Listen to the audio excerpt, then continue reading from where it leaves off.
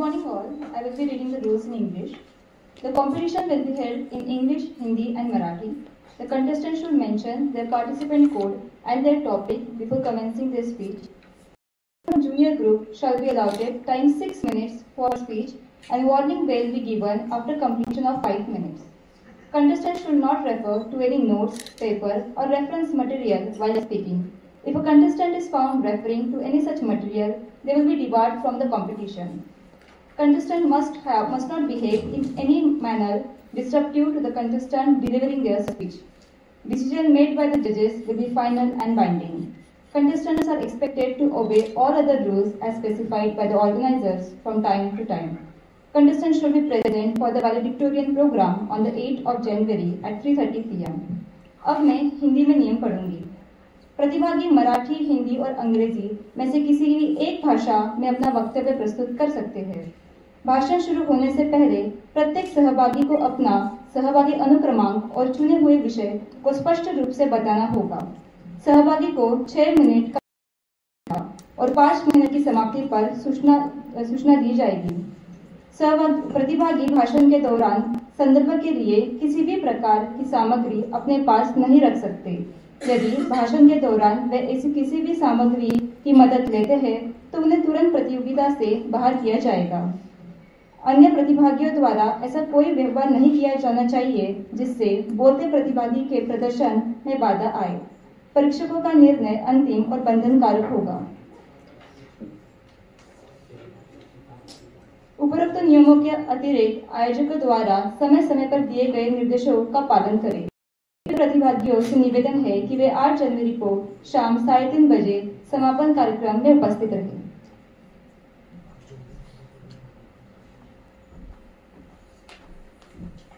नमस्कार, मी मराठीतून नियम सांगते। प्रत्येक स्पर्धकानं आपला स्पर्धक कोड क्रमांक आणि निवडलेला विषय भाषण सुरू करण्यापूर्वी स्पष्टपणे सांगावा। कनिष्ठ गटाच्या स्पर्धकांना 6 मिनिटांचा वेळ देण्यात येईल। यात 5 मिनिटांपूर्वी 5 मिनिटांनंतर पूर्व सूचना देण्यात येतील।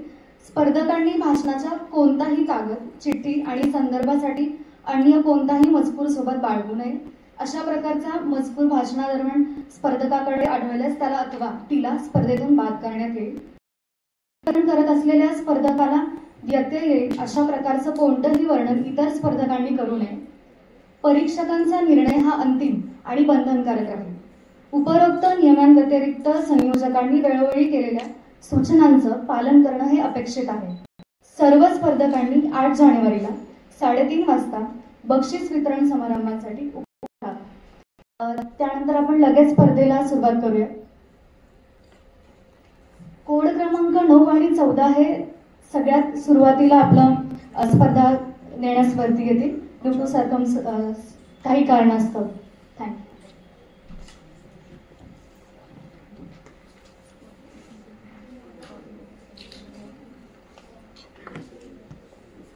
कोड क्रमांक 9 त्याने स्पर्धेसाठी सांगितले।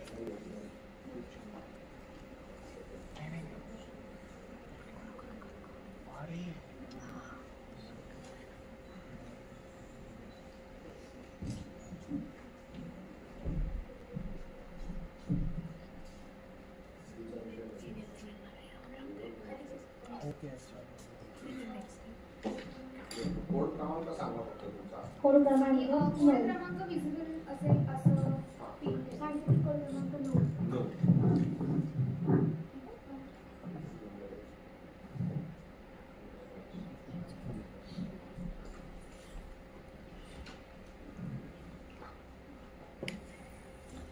महाभारताच्या महासभेमध्ये जेव्हा द्रौपदीची इज्जत धुळीत मिळवली जात होती तेव्हा एकटा विकर्ण उठला। तिथे असणारा प्रत्येक सामर्थ्यवान व्यक्ती गप्प होता, पण एकट्या विकर्णाने अन्यायाविरोधात आवाज उठवला। त्याचा तो आवाज दुर्लक्षित झाला, परंतु तो आवाज आजच्या समाजातील असंख्य अन्यायग्रस्तांची स्थिती दर्शवतो। आजही समाजात असे अनेक आवाज आहेत जे न्यायासाठी झगडत आहेत, पण कुणी त्यांचा आवाज ऐकण्यास तयार नाही। तोच विषय मांडण्यासाठी मी इथे उभे आहे। नमस्कार, मी सांकेतिक कोड क्रमांक 9 विषय मांडतीये, विकर्णाचा अश्रुत आवाज, समाजातील अन्यायाचे प्रतिबिंब। मित्रांनो, सर्वप्रथम जाणून घेऊया की विकर्ण कोण होता। विकर्ण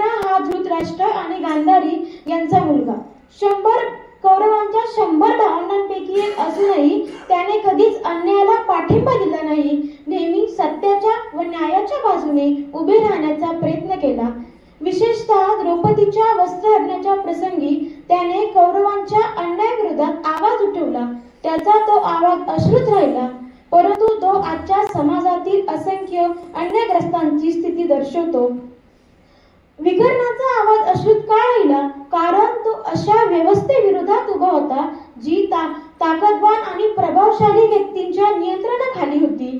त्यामुळे त्याचा आवाज कौरवांसारखी शक्तिशाली मंडळी सभेत असताना कुणी ऐकण्याची शक्यता नव्हती. या प्रसंगातून आजच्या आधुनिक समाजातील अनेक समस्यांचे प्रतिबिंब दिसते, जिथे गरीब, दुर्बल किंवा अल्पसंख्याकांचा आवाज दाबला जातो. महाभारतातील ही घटना आजच्या सामाजिक व्यवस्थेवरही प्रकाश टाकते. बरेचदा आर्थिक व राजकीय ताकदवान लोक सामान्य जनतेवर अन्याय करतात, त्यांचे हक्क हिसकावून घेतात व सामान्य जनता काहीही करण्यास हतबल होते. विकर्णाच्या प्रतिमेतून आजच्या समाजातील अशा व्यक्तींचे प्रतिबिंब दिसते, त्यांना सत्याचा आग्रह धरायचा असतो व त्यांची ताकद कमी पडते. आजच्या राजकीय आणि आर्थिक सामाजिक व्यवस्थेतही अनेक अन्याय व भ्रष्टाचार वाढतच चालला आहे. राजकीय आणि आर्थिक लोक त्यांच्या स्वार्थासाठी सामान्य जनतेवर अन्याय करतात. तसेच द्रौपदीचे वस्त्रहरण हा लैंगिक अन्यायाचे स्पष्ट उदाहरण आहे आणि आजही महिलांना हिंसा, शोषण, भेदभाव या अन्यायाला सामोरे जावे लागत आहे. महिलांनाच नाही तर पुरुषांना देखील आजच्या समाजामध्ये सामोरे जावे लागत आहे. महिला पुरुष असं म्हणण्यापेक्षा समाजातील प्रत्येक व्यक्तीला अन्यायाला तोंड द्यावे लागत आहे. आपल्या भारतीय समाजात पहिल्यापासूनच जात आणि धर्म हा मोठा भेदभाव राहिलेला आहे. धर्मीय ध्रुवीकरण वाढतच चालले आहे. जाती व धर्माच्या नावाखाली अन्यायाचे प्रमाण वाढत चालले आहे. आपल्या भारतीय समाजात अजूनही दलित व मागासवर्गीय बांधवांवर होणारा अन्याय थांबलेला नाही. पर्यावरणीय कार्यकर्त्यांचे दमन आपणास पाहावयास मिळते. निसर्गप्रेमी निसर्गाच्या विनाशाविरोधात आवाज उठवतात, परंतु त्यांचाही आवाज दबवला जातो. तसेच श्रमिकांचे शोषण व आर्थिक असमानता आपणास पाहावयास मिळते. मोठमोठे कंपन्या व उद्योगपती श्रमिकांचे शोषण करतात, त्यांना त्यांच्या मेहनतीचे उचित फळ मिळत नाही. तसेच पर्यावरणीय कार्यकर्ते आंदोलन करतात की निसर्गाचा विनाश होऊ नये म्हणून, तरीही मोठमोठे प्रकल्प व शहरीकरणाच्या नावाखाली जंगलांची तोड आपणास पाहावयास मिळते. जमिनीवर अतिक्रमण केले जाते व स्थानिक लोकांचा विरोध दबवला जातो. शिक्षण हे समाजाच्या प्रगतीसाठी अत्यंत महत्त्वाचे आहे, पण अजूनही शिक्षणामध्ये असमानता दिसून येते व ग्रामीण भागातील व दुर्बल घटकातील मुलांना गुणवत्तापूर्ण शिक्षण मिळत नाही. तसेच LGBTQ+ समुदायावरही अन्याय होताना दिसतो. ट्रान्सजेंडर व्यक्तींना रोजगारात नाकारले जाते. तसेच त्यांना सार्वजनिक ठिकाणी अनेक वेळा भेदभावाला सामोरे जावे लागते. आपल्या भारतीय राज्यघटनेमध्ये अनेक कायदे लिहून ठेवले आहेत, पण त्यांचा योग्य वापर कुणी करताना दिसत नाही. मीडिया व सत्ताधाऱ्यांच्या वर्चस्वामुळे अनेक बातम्या दडप केल्या जातात व सत्य गोष्टी समाजापर्यंत पोहोचतच नाही व त्याचे परिणाम हे आपणास पाहावयास मिळतात. या सर्व गोष्टींवरती उपाय म्हणून आजच्या समाजातील लोकांची मानसिकता बदलणे, सामाजिक संवेदनशीलता वाढवणे व कायद्यांची अंमलबजावणी मजबूत करणे गरजेचे आहे असे मला वाटते. तसेच डॉक्टर बाबासाहेब आंबेडकर म्हणालेच होते की अन्याय करणाऱ्यापेक्षा अन्याय सहन करणारा अधिक गुन्हेगार असतो. अन्याय होताना गप्प न बसता त्या विरोधात आवाज उठवला पाहिजे, तरच आपल्या समाजामध्ये न्याय व समानता प्रस्थापित होईल असे मला वाटते. तसेच आपल्या समाजामध्ये आपण एका विकर्णाच्या अश्रुत आवाजाला मिळून आवाज देऊया, यामुळे कधीही विकर्णाचा आवाज अश्रुत राहणार नाही व समाज आपल्या प्रगतीच्या दिशेने जाईल. शेवटी एवढेच म्हणेन की जर आपण विकर्णाच्या विचारांना स्वीकारले तर नक्कीच आपल्या समाजात समानतावादी समाज निर्माण होईल व न्याय प्रस्थापित होईल. शेवटी एवढेच दोन काव्याच्या ओळींनी होते की लोकांच्या नजरेला झोपली जरी असेल ती न्याय देवता, झोपली जरी असेल ती न्याय देवता, तरी सत्याच्या शब्दांना धार घेऊन न्यायासाठी मी पुन्हा येईल. सुटले जरी असतील ते लोकांच्या नजरेतून, पण त्या गुन्हेगारीच्या नजरेला नेस्तनाबूत करण्यास मी पुन्हा येईल. मनपूर्वक धन्यवाद. Time taken by the contestant 6 minutes 13. Next participant, code number 14. After that, code number 2, be ready. आता फोन नंबर 14.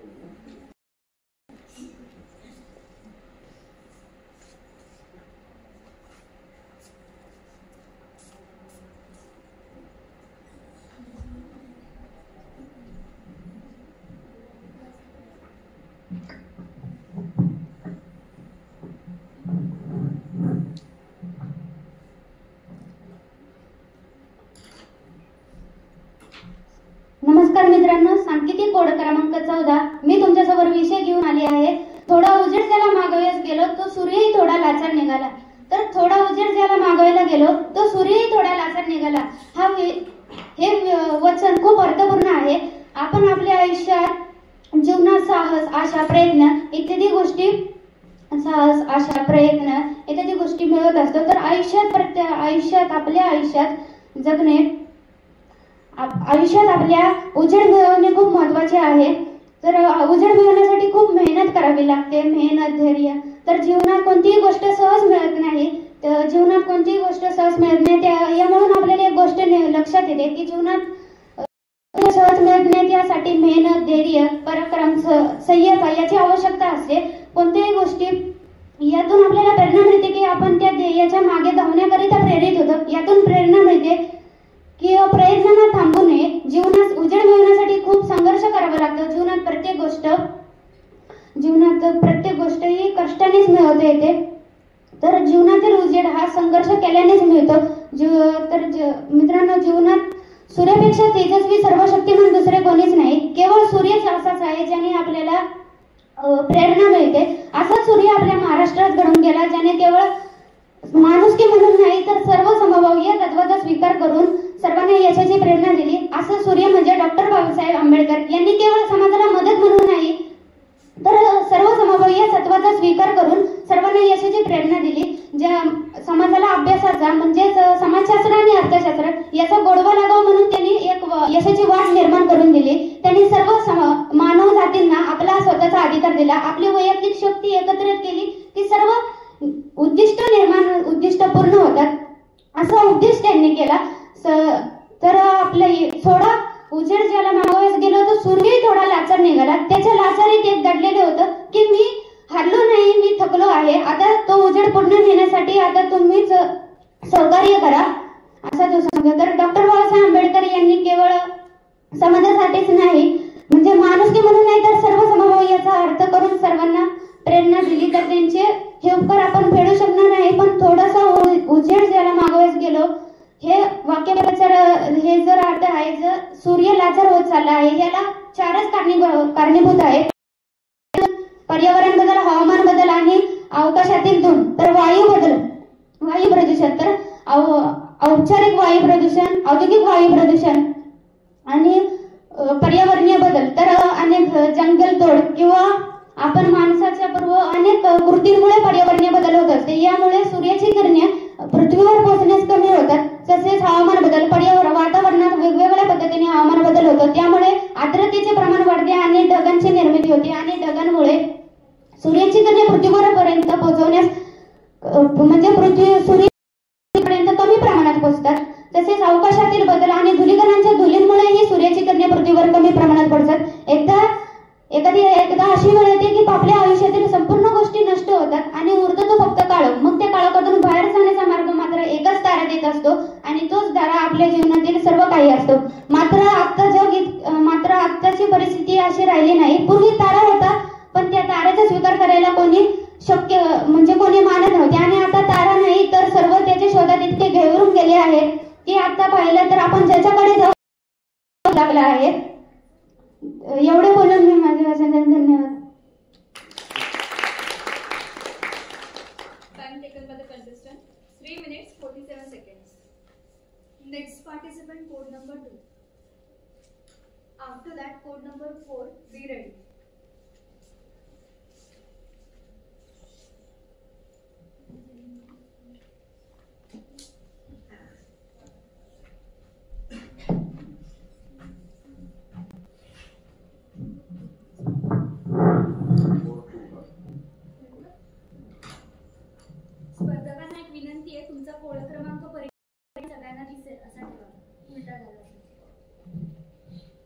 कल्पना कीजिए आप एक समंदर किनारे खड़े हैं, जोर से लहरें आ रही है और वो लहरें चट्टानों से टकरा रही है और आपकी आवाज वो खो रही है, आपकी आवाज गुम हो जा रही है। यही हुआ था विकर्ण के साथ। महाभारत के उस युद्ध में दुर्योधन के भाई विकर्ण के साथ। सुप्रभात आदरणीय शिक्षकगण, माननीय प्रतियोगी और मेरे प्रिय साथियों। दुर्योधन का भाई विकर्ण ने आवाज उठाई थी, द्रौपदी का चीरहरण। क्या दृश्य था वो! एक और दुर्योधन सत्ता में लुप्त अंधकार का प्रतीक अहंकार और स्वार्थी, केवल अपने में मस्त, और दूसरी तरफ विकर्ण उसका ही भाई, विनय और ममता का प्रतीक। जब द्रौपदी का चीरहरण हुआ तो विकर्ण ने आवाज उठाई, यह धर्म नहीं है, यह धर्म नहीं है। लेकिन उसकी आवाज दबा दी गई। चिंगारी तो जली मगर बुझा दी गई, आवाज तो उठी मगर दबा दी गई। यही हो रहा है आजकल, तभी हो रहा था और आज भी यही हो रहा है। दलितों की जमीनें छीनी जा रही है, दलितों की जमीनें छीनी जा रही है। दलितों जब आवाज उठाने जा रहे हैं तो नेता या अदृश्य शक्ति वो आवाज को दबा दे रहे हैं। क्या आप जानते हैं कि जो दलित है हमारे भारत में, उसके 30% दलित झोपड़पट्टी में रह रहे हैं, उनके पास अच्छा मकान भी नहीं है। और जब उनको नया घर देने का प्रस्ताव किया जा रहा है तो उस प्रस्ताव के तहत नेता रख रहे हैं, लेकिन दलितों को कुछ नहीं मिल रहा। और जब दलित वो आवाज उठाते हैं कि हमें घर नहीं मिला, हमें तो कुछ नहीं मिला, अरे माइक गिर गया। और जब दलित आवाज उठा रहे हैं कि हमें घर नहीं मिला, तो भी उनकी आवाजों को दबा दिया जा रहा है, उनको सुना नहीं दिया, उनको हम सुन नहीं पा रहे हैं। ऐसे कितने लोग हैं कि जिनको हम तकलीफ पहुंचा रहे हैं। हम कौन थे, क्या हो गए हैं और क्या होंगे अभी।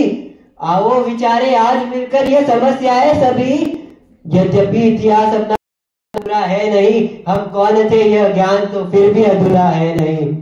किसानों की जो जमीनें है ना, जब ये मेट्रो का प्रोजेक्ट बन रहा था तो पुणे में किसानों को नई जमीन देने का वादा किया गया था, लेकिन अफसोस उन्हें वो जमीन मिली ही नहीं।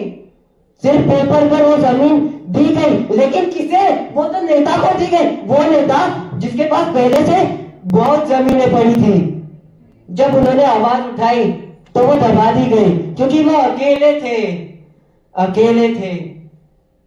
जैसे महाभारत के युद्ध के अंदर विकर्ण ने आवाज उठाई, वो अकेला था, वो कौरव का अकेला भाई था जिसने आवाज उठाई। हमें साथ आना होगा, हम लड़ सकते हैं, हम जरूर लड़ सकते हैं, हमारी भी लोग सुनेंगे, हमारी भी बातें लोग सुनेंगे, मगर हमें कोशिश तो करनी होगी। कोशिश करने वालों की कभी हार नहीं होती। कहते हैं कि कोशिश करने वालों की कभी हार नहीं होती, तो फिर हम कोशिश क्यों नहीं कर रहे हैं? नेता हमको लूटते जा रहे हैं तो हम चुप क्यों बैठे हैं? हमें आवाज उठानी होगी, हमें विकर्ण जैसा तो बनना होगा, लेकिन उससे भी ज्यादा आगे बढ़ना होगा। हमें कोशिश करनी होगी आगे। हमें महात्मा गांधी जैसा बनना होगा, हमें आंबेडकर जैसा बनना होगा, हमें सरदार पटेल जैसा बनना होगा, हमें लोकमान्य तिलक जैसा बनना होगा। हमें आवाज उठानी होगी। पासी की बात है, अभी की बात है, मैं तुमको सच्ची कहानी बताता हूँ। हमारे घर पे एक महिला काम करने आती थी। वो महिला काम करने के बाद हर शाम को अपने घर जाया करती थी, मगर वो रात की बात है, उस शाम को कुछ ऐसा घटा कि लोग सोचते रह गए, लेकिन दुनिया में कुछ फर्क नहीं पड़ा। उन्होंने आवाज उठाई। मैं बोल नहीं पा रहा हूं कि क्या घटा, पा रहे होंगे कि क्या घटा, उस रात क्या घटा होगा, लेकिन आवाज दबा दी गई। वो अकेली थी, वो अकेले घर जा रही थी, लेकिन आवाज दबा दी गई। ऐसा क्यों है कि हमारे यहाँ पे भारत में महिलाएं सुरक्षित नहीं है? वो सुरक्षित एक जगह से दूसरी जगह जा भी नहीं सकती। हमें आवाज उठानी होगी। हमें वापस निर्भया नहीं चाहिए, हमें वापस बदलापुर नहीं चाहिए, हमें कोलकाता वापस नहीं चाहिए। हमें आवाज उठानी होगी। हमें न्याय चाहिए, हमें बस न्याय चाहिए। धन्यवाद।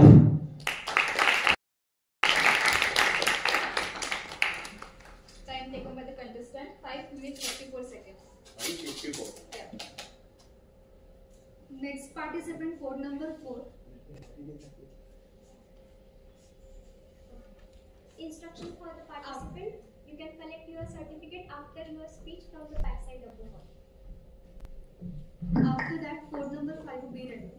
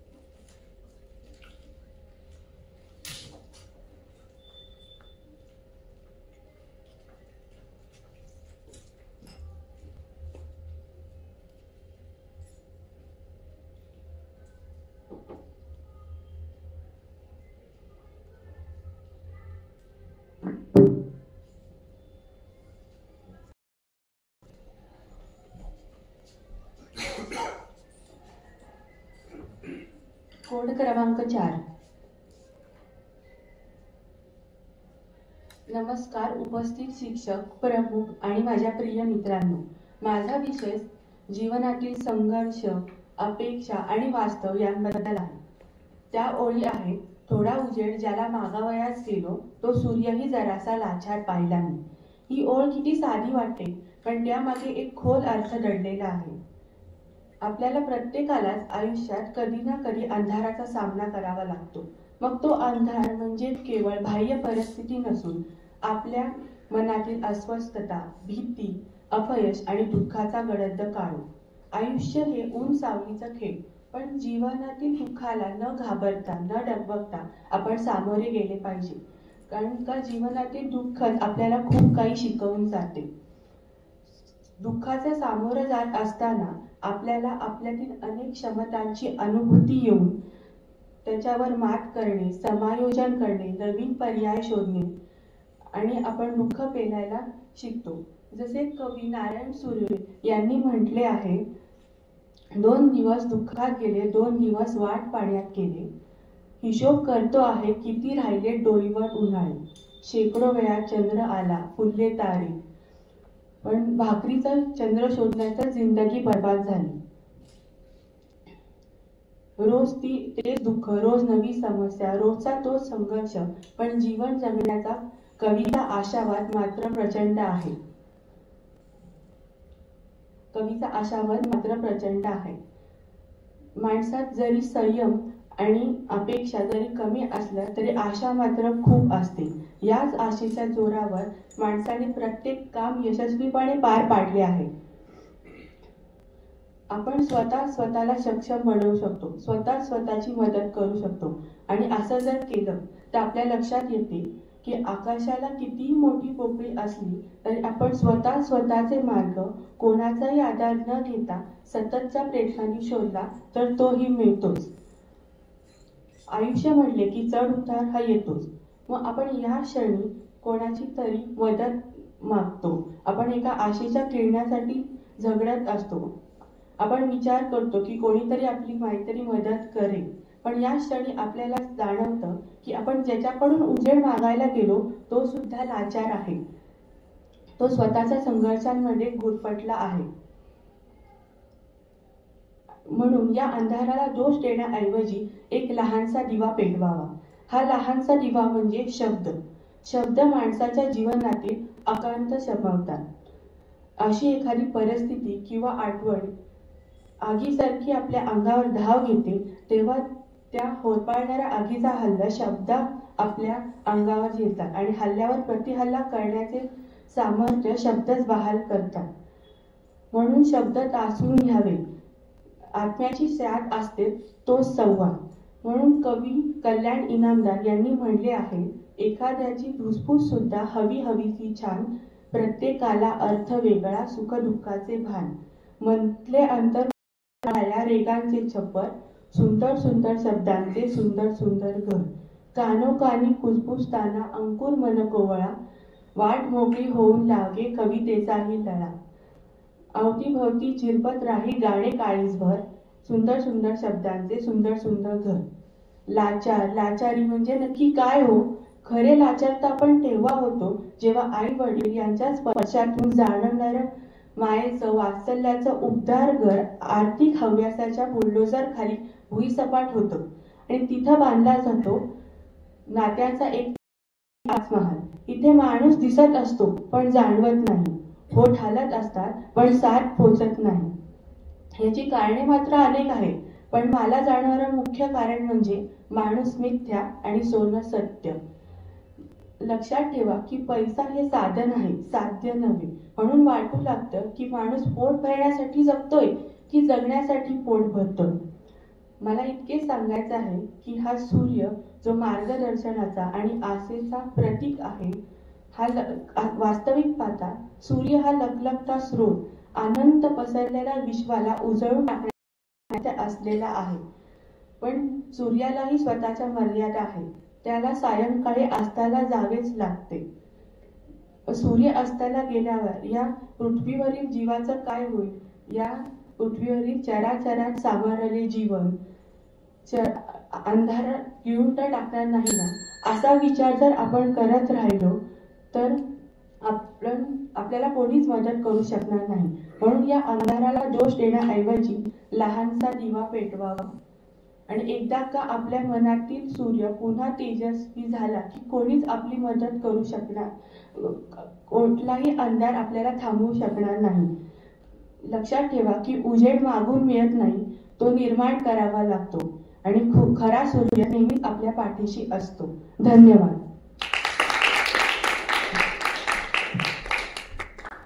Time taken by the contestant 5 minutes 33 seconds. Next participant, code number 5.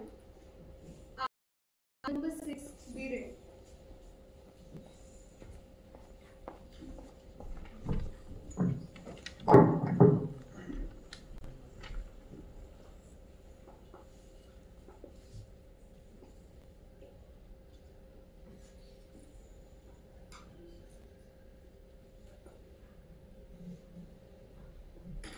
Hello everyone and a very good morning to all of you. My code number is 5 and I hope that every individual sitting in this hall is doing well and good in their respective lives. I would like to extend my deepest gratitude to Sir Parshuram Bhau College for giving me this wonderful opportunity to deliver my talk in front of you all great people. Ladies and gentlemen, as I take this honor and stand here of the days today to deliver a speech on the topic of is a debt-driven economy thriving upon a false standard of living? Well, if we take a look, then it's a question that if an individual or a whole nation started relying heavily upon loans or credits, then will it lead to a sustainable economy or somewhere we have to fight with the consequences of this. Imagine there is a common man who has taken a debt of 2 lakh rupees, and from it he spends rupees 1 lakh in fulfilling his wishes, purchasing expensive clothes, accessories, and having a lavish lifestyle, which is of absolutely no use and will not give any profit in return. And on the other hand, the remaining 1 lakh rupees he invests in a small profitable business startup, which might take some time in future, but will definitely give some profit in return. So obviously, the other 1 lakh rupees invested by that common man in a small but profitable business is a much sustainable plan for himself. And that's how a healthy and a wealthy economy should work, whether it is local, nationwide, or worldwide. Consuming debts or loan is not a bad option, but if you're not planning the amount which you're getting and how to repay it, then definitely somewhere your economical boat will get drowned. Not planning sufficient income and not repaying the loans on time can lead to create a false thinking process, because it will give you satisfaction which is temporary, and then it will give you a damage which is.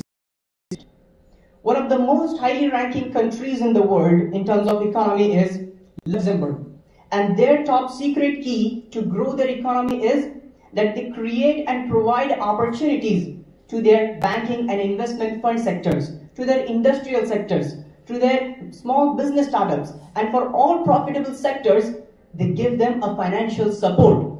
And for it, even if they take a loan, doesn't matter, because they have planned their economy. And if I talk about my proud nation, India, then India has the 5th largest economy in the world, and India has potential to rank first in the world economy, but fiscal deficit is a problem. It states that government spends more money than it earns. My dear friends, consuming debt and living on the loans and debits and credits is not a bad option. It is not a bad choice. In fact, if we are planning the amount which you are getting and the transaction of the loan money, then it is the best option to build a successful economy. My dear friends, there are many successful economies which became strong on the basis of debt, and there are other good economies which got totally collapsed again because of debt. The matter is how they plan the money as a loan and how they repay it. At last, I would like to end up my talk with a small economical line, and it goes like, economic growth without investment is unsustainable. Economic growth without investment is unsustainable, but with investment, it is unstoppable. Thank you very much indeed for listening to me patiently, and have a wonderful day. Time taken for the contestant, 3 minutes 51 seconds. Next participant, code number 6. After that, code number 7, be ready.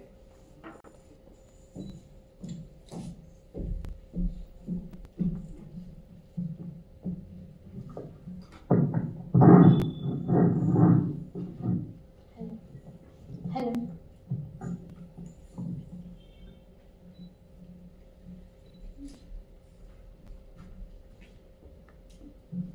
Good morning to the judges and to the audience. I am code number 6, presenting forward the topic, the 4th Industrial Revolution, an ambitious leap to the unknown. I have seen the future advertisements where the child directly lands in his bedroom from school. The floor turns into platforms and turns back into the floor. This might be our future within the next 20 to 25 years. Isn't this interesting? Isn't this fascinating? Today, I stand before you to speak about something that will completely change our world. And these changes are as interesting as those future advertisements. Imagine setting up a colony on the moon, or reaching the deepest point of the sea. Well, we are now moving towards this dreamy world, and the Industrial Revolution is the pillar of this to-be-soon imaginary building. A revolution that will be transforming the way we live, work and interact with each other. A revolution that is ambitious and unsettling all at once. I am, of course, speaking about the 4th Industrial Revolution. As I already mentioned, the 4th Industrial Revolution is unique. let us now take a look at previous revolutions. The first revolution was about steam power and machines. The second was about electricity and mass production. The third was about computers and internet. But the fourth industrial revolution is completely different. It is about artificial intelligence, robotics, Internet of Things, and biotechnology. But is the fourth industrial revolution just about technology? The answer is no. It is about adoption of new technologies with transformations of our societies and economies. It is about blurring the lines between our physical, digital, and biological worlds. It is about creation of new business models and new ways of working. But as we embark upon this journey, we must be aware of the possible risks and challenges. We must be aware of job displacement and income inequality. We must be aware of cybersecurity threats and data privacy concerns. As the revolution brings it also comes with benefits and opportunities. It brings potential for new industries, new jobs. It brings increased efficiency and increased productivity, giving us a better quality of life. One of the key drivers of the fourth industrial revolution is artificial intelligence.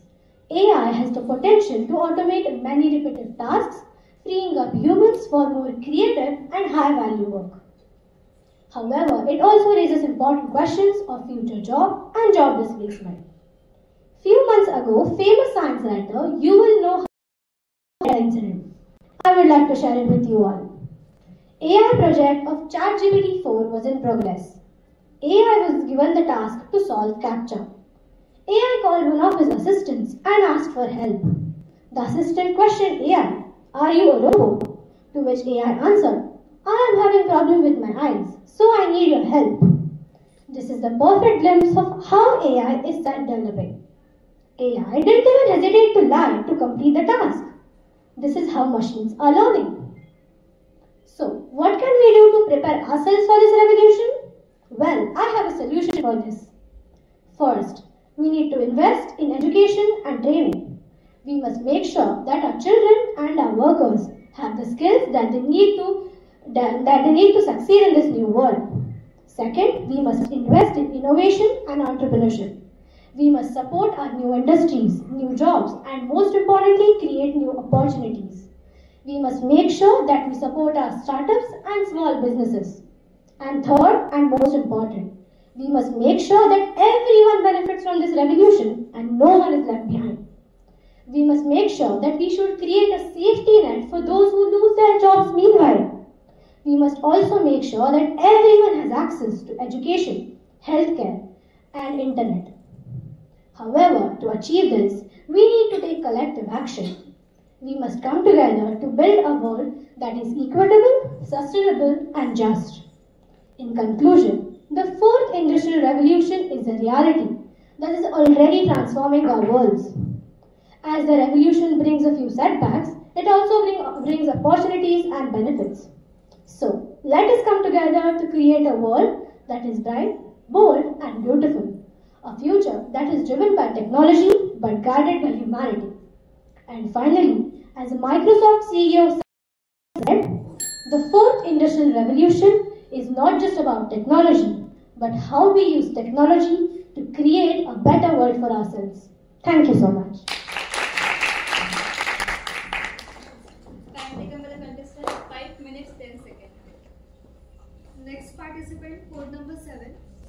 After that, code number 10. Be ready.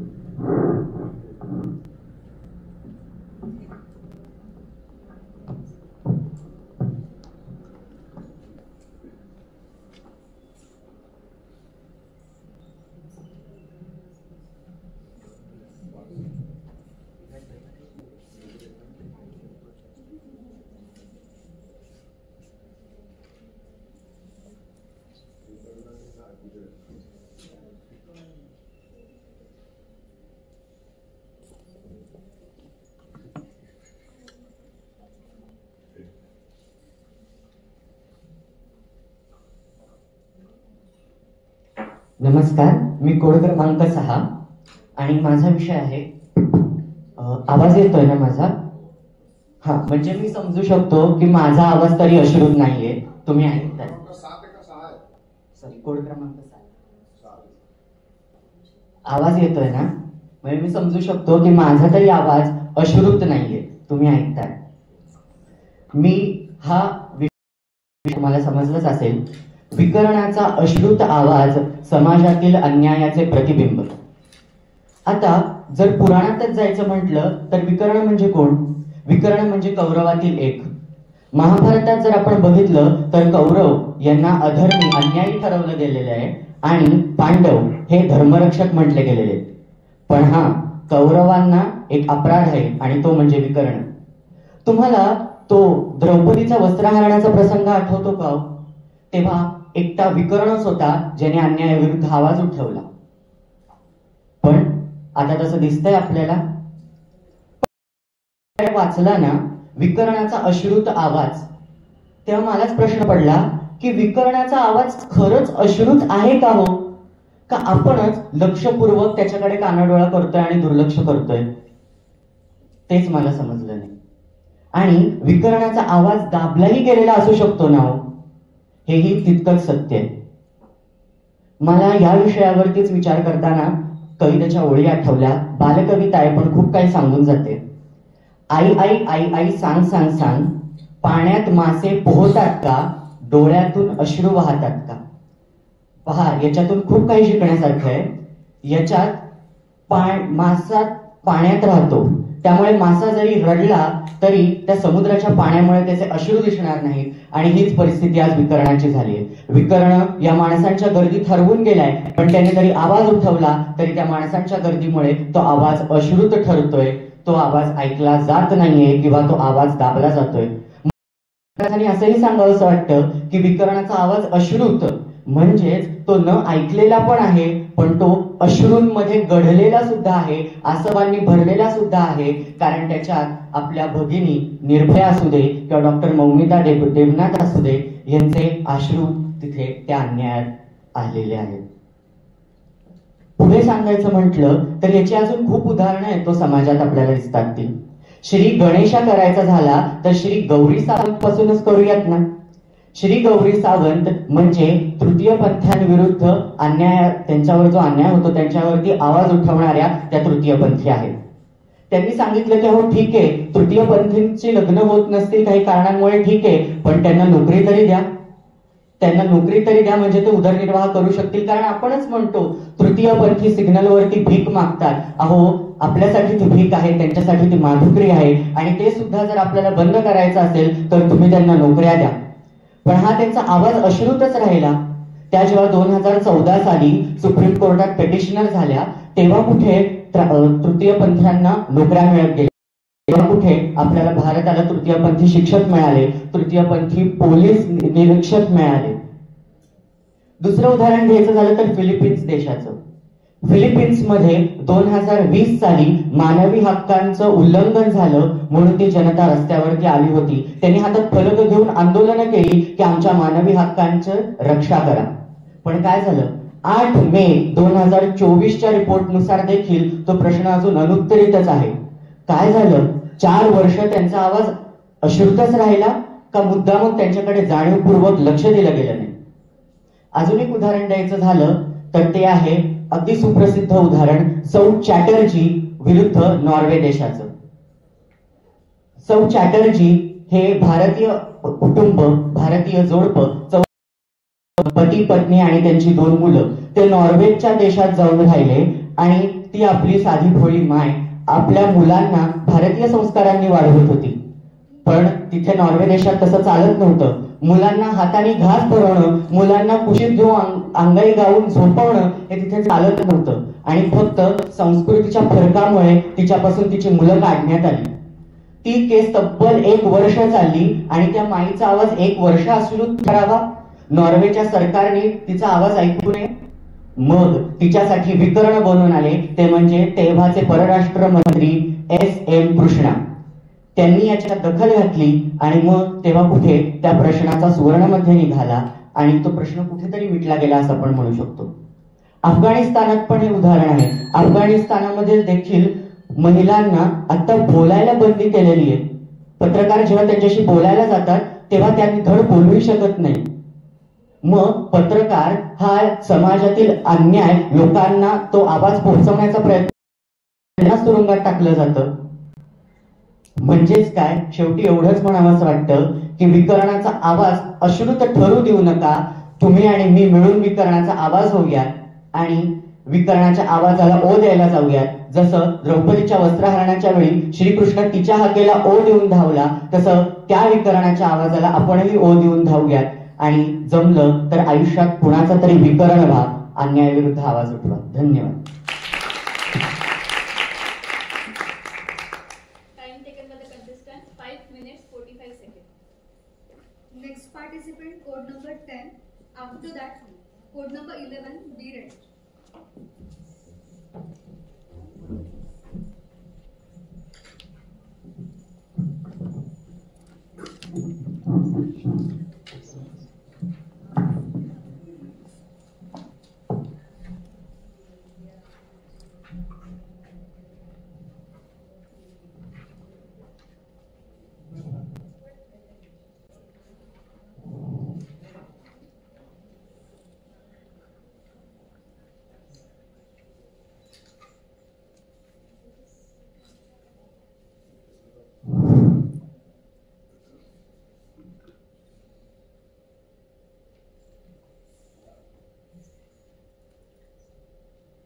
My code number is 10.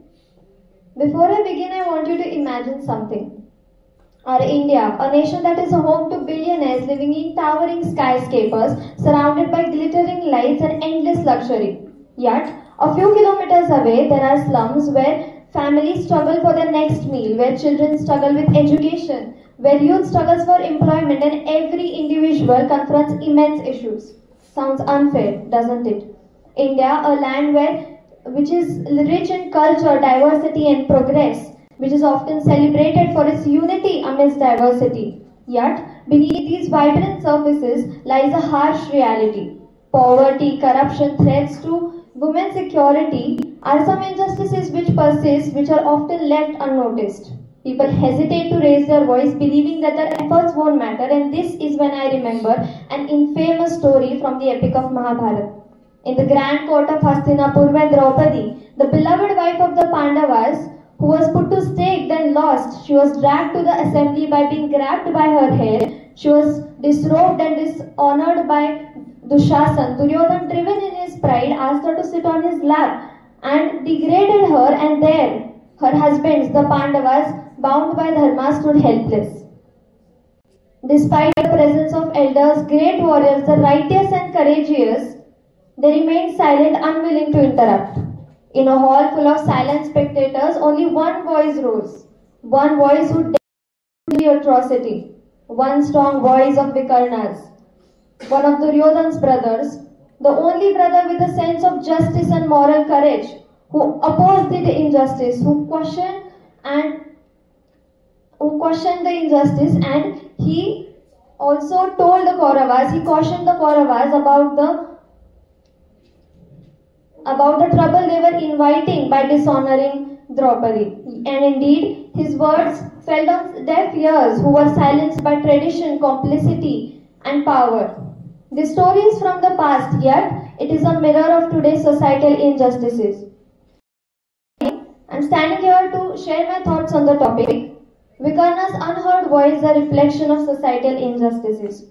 When I first read this story, I felt Vikarna as a figure whose solitary act of dissent against injustice echoes timelessly through history. But don't we see modern times Vikarnas who dare to rise against the injustices, yet they are drowned out by apathy and resistance. Even now, countless voices dare to challenge the injustices that surround us, be it gender-based violence, caste discrimination, repression of the unprivileged. Yet, like the silent court of Hastinapur, our systems choose silence over actions. Some of its examples is a fearless journalist and an activist who always advocated for justice.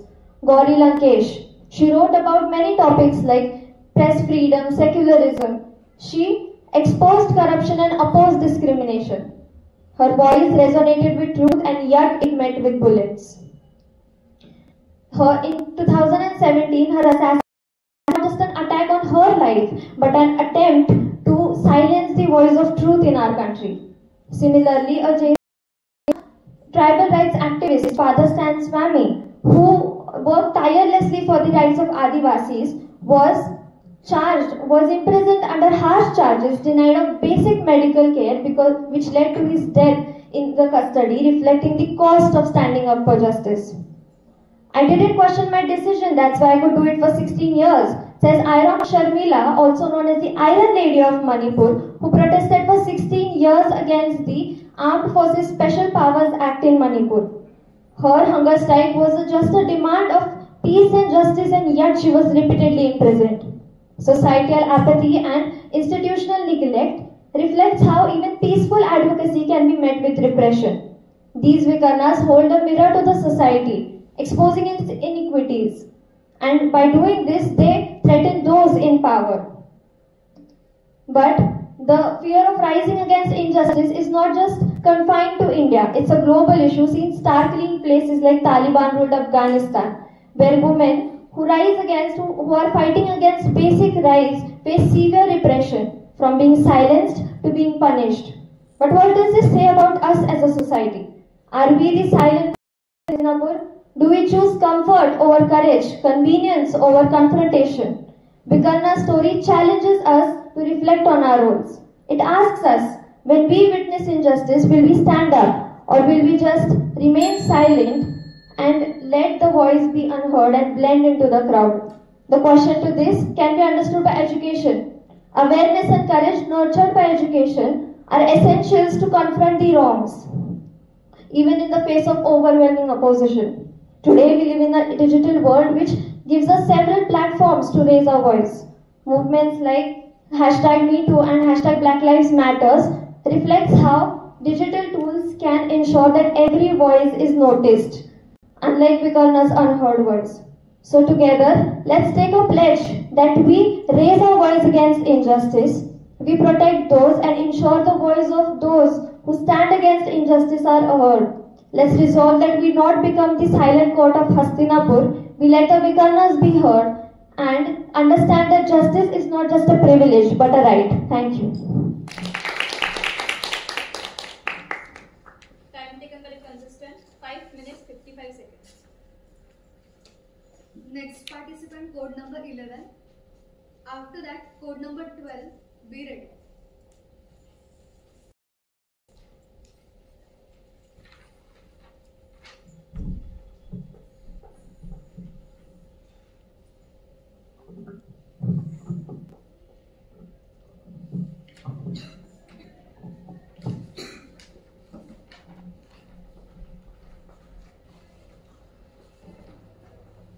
स्पर्धा क्रमांक 11.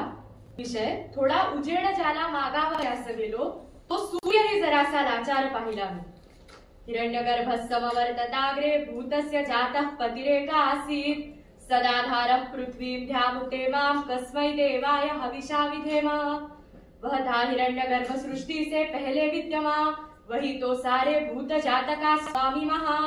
जो है अस्तित्वमान असमान धारण कर, ऐसे इस देवता की उपासना करे हम हवि देकर. नमस्कार मित्रांनो, थोडी कल्पना करून बघा. मानवाला ज्ञात असलेला इतिहास सोडा, संपूर्ण ज्ञानाआधीच ज्याची निर्मिती झाली आहे त्याला लाचार. ज्याच्या उगवण्या मावळण्यावर कालगणना ठरते, ज्याच्या परावर्तित प्रकाशाच्या जीवावर जगणाऱ्याच्या आंदोलनाने महासागरांची भरती ओहोटी ठरते, त्याला लाचार. छोट्या पानापासून ते महाकाय जीवापर्यंत प्रत्येक सजीवाचं अस्तित्व ज्याच्यावर अवलंबून आहे त्याला लाचार. जरा जास्ती होता ना.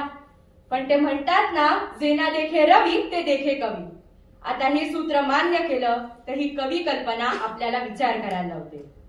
मित्रांनो, सूर्य म्हणजे सृष्टी निर्मात्यांनी सृष्टीच्या नियमनासाठी तयार केलेलं सर्वात मोठं साधन, ज्याच्या नियमितता, निस्पृहता आणि निष्पक्षपातीपणावर सृष्टी निर्मात्याचा संपूर्ण विश्वास आहे. मग राव असो किंवा रंग, प्रकांड पंडित किंवा निरक्षर, युद्धभूमी किंवा कला मंदिर, दारुण पराभव किंवा महाविजय, सर्वांना समान प्रकाश म्हणजे सूर्य. रोज उगवण्या मावळण्याची खात्री म्हणजे सातत्य. मग कोणी पूजा करो अथवा ना करो, कोणी उपासना करो अथवा बोल लावो, आपलं काम अव्याहतपणे सुरू ठेवून बोल लावणाऱ्यालाही तोच प्रकाश देण्याची निस्पृहता म्हणजे सूर्य. थोडक्यात काय तर समानता, सातत्य आणि निस्पृहता हे गुण म्हणजे सूर्य. संपूर्ण अधिकाराचा पदार असून सुद्धा, पृथ्वीचा आपल्यावर असलेला अवलंबित्व माहीत असून सुद्धा आपलं कर्तव्य बिनकसूर पार पाडणं म्हणजे सूर्य. आता रोजच्या जगात बघूया. अधिकाराच्या पदावर बसलेले आणि ह्या गुणांच्या अपेक्षा असलेल्यांना सूर्य असं संबोधलं तर मात्र ही लाचारी क्षणोक्षणी जाणवायला लागते. मुळात सूर्याकडे उजेड मागायला लागणं हाच एक प्रसंग आहे. निर्मात्याच्या सृजनावर उपस्थित केलेलं प्रश्नचिन्ह आहे. पण प्राचीन कालापासून हे घडत आलेलं आहे. तुमचं माझं जाऊ द्या चोख प्रत्यक्ष सूर्यपुत्र द्यावं लागलं. महाभारतात अंगराज कर्णाने काय मागितलं होतं?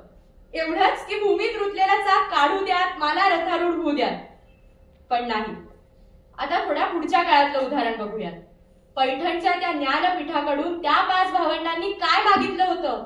थोडा उजेड, थोडा न्याय. पण काय निष्पन्न झालं? सांगण्याचा मुद्दा असा की उजेड मागणारा मी काळानुरूप बदलला, पण न्याय नाकारण्याची अधिकार पदावरची वृत्ती तीच आहे. उजेड मागणारा तो मी पृथ्वीच्या पाठीवर सगळीकडे होतो. आता गॅलिलिओचंच उदाहरण घ्या. पृथ्वी सूर्याभोवती फिरते या एका संशोधनामुळे त्याचं जगणं असह्य झालं. त्यावेळेच्या सत्ताधाऱ्यांनी त्याचा छळ केला.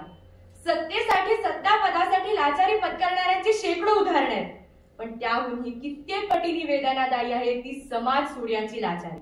मग तो सेंट पीटर्सबर्ग मध्ये झालेला ब्लडी संडे असो, दक्षिण आफ्रिकेत नेल्सन मंडेलांनी उभी केलेली चळवळ असो, किंवा अमेरिकेत मार्टिन लुथर किंग यांनी केलेला संघर्ष असो. अनन्वित छळ सोसणारी ही मंडळी समाजाकडे काय मागत होती? थोडा उजेड, थोडा न्याय, समाजात समानतेने जगण्याचा हक्क, कित्येक वेळा माणसाला माणूस म्हणून वागवण्याची साधी मागणी.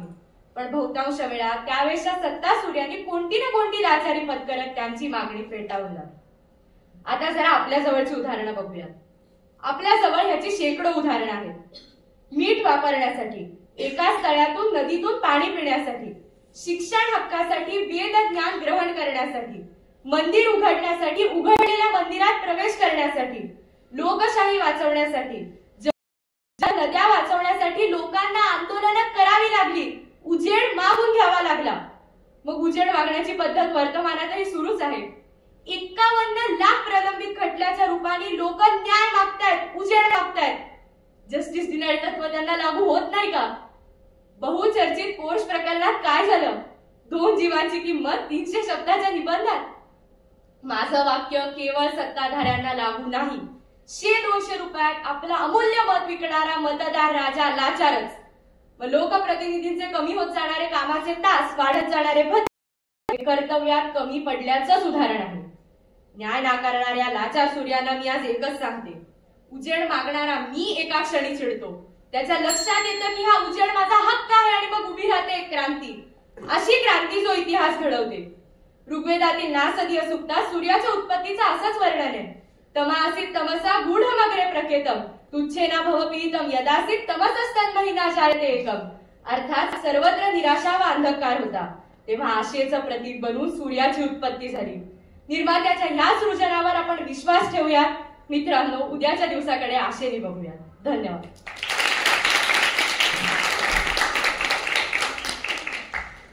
Time taken by the contestant 5 minutes 30 seconds. Next participant, code number 12. After that, code number 13, be ready.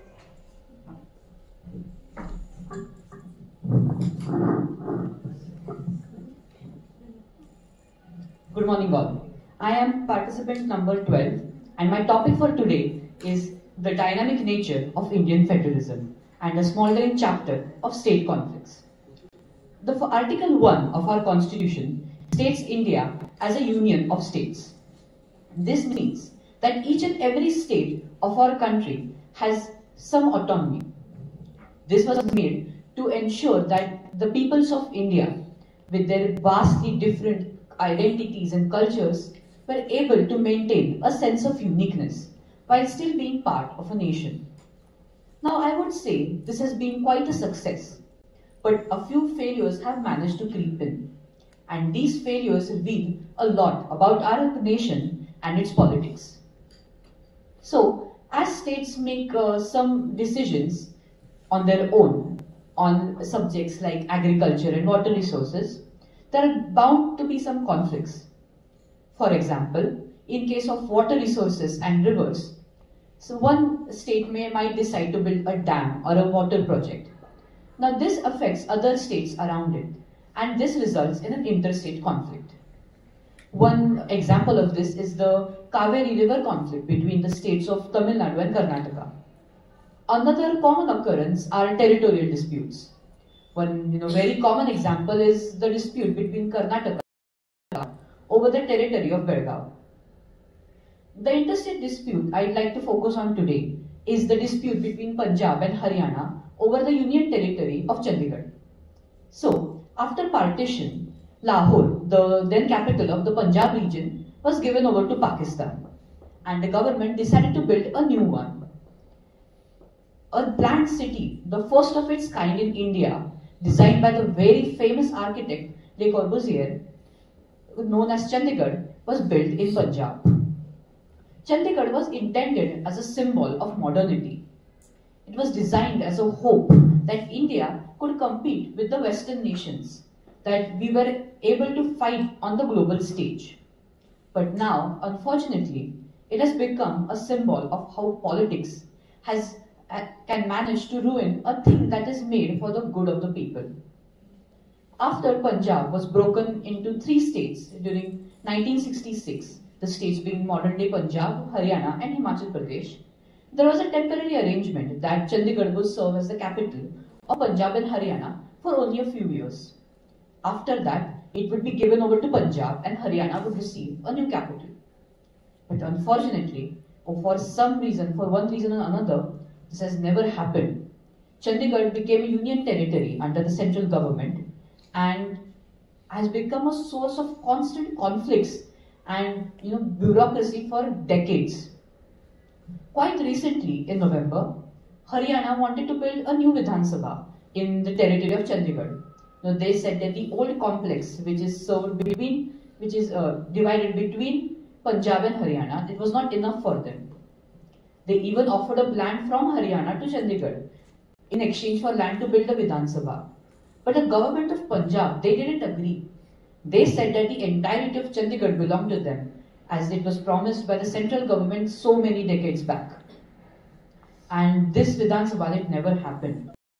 A project that would have been undoubtedly good for the people, for the government officials, which would have, increased the speed of government processes, it never happened. Why? Because of just some politics.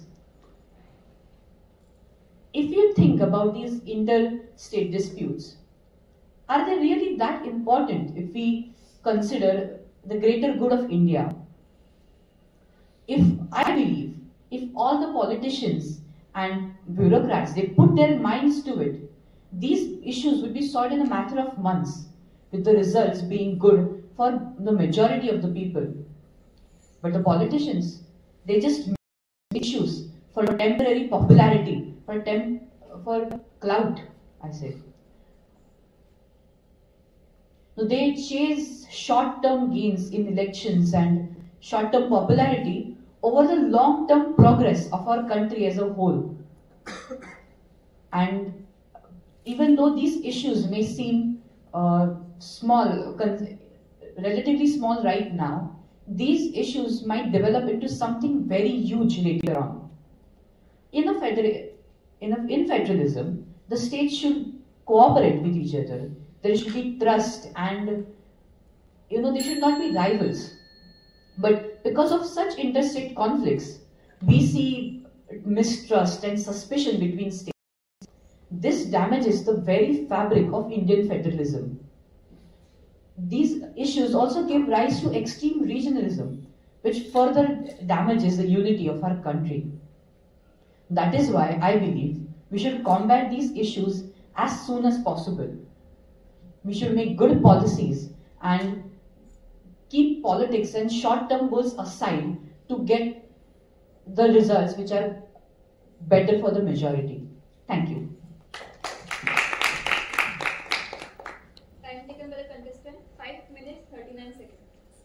Next participant, code number 13. After that, code number 15, be ready.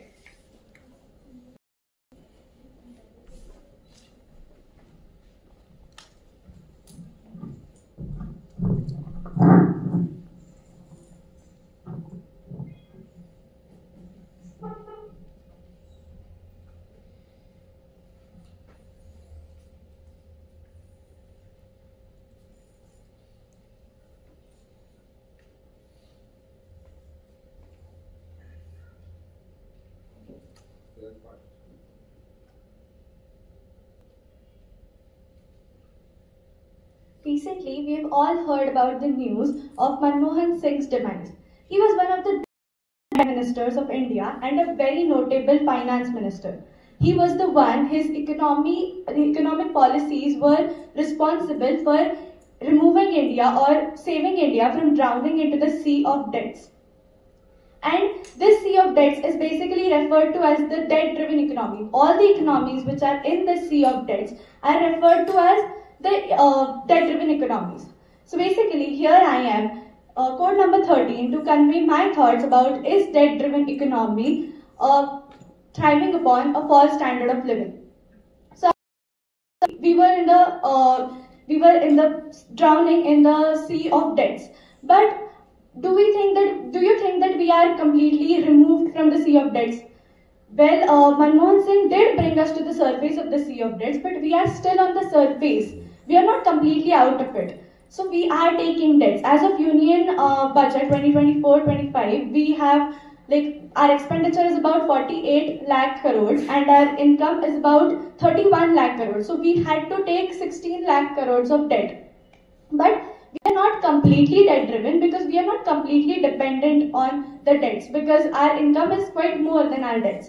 But we are not even far away from becoming a debt-driven economy, and one of the factors that influence or that are taking India towards the deeper sections of the debt-driven economy are one of them is false standard of living.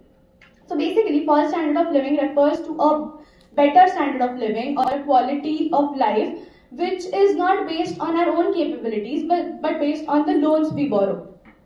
So basically, these false standards of living are referred to as false because they are not means they are difficult to sustain in this economy. So I would like to give you an example. There is an individual who has the income to buy a normal Android mobile, but he wants to live a better standard of living by buying an iPhone. So basically, he buys an iPhone, and but his income is less, so there is a gap. So to fill up this gap, he takes a debt. Now, he buys that iPhone on the basis of debt, but not his own capabilities. So if in future he is not able to repay the loan, he will have to suffer, and of course he will not be able to sustain this false standard of living. Then there are such many individuals who are taking debts for better standard of living. Some are able to repay the loans, but some are not. Like for example, there is a student who takes an education from abroad. He can get the same education in India, but he wants a higher standard of education. So he goes abroad by taking a loan. Now imagine if he does not get any placement there. Then how will he be able to pay that loan? Imagine if he suicides in this pressure. Then who will pay this loan? Such unpaid loans are becoming a burden on government. And this burden is increasing the gap between the revenue and expenditure of government and making India more relying on the debt service. So it is literally pushing India into the more deeper sections of the sea of debts. So basically, there are this burden is not just for government but also for individuals. For example, a person takes a debt for a marriage just to make it luxurious and high standard. Now, even if he will be able to repay this loan in future, he will have to sacrifice his current wants, his current expenditure to repay the loan. This will actually make him even poorer in the future just for that false standard of living that he experienced one day. So this actually affects even an individual and even the government. So these unpaid loans are literally not good for the economy because it is making economy debt driven.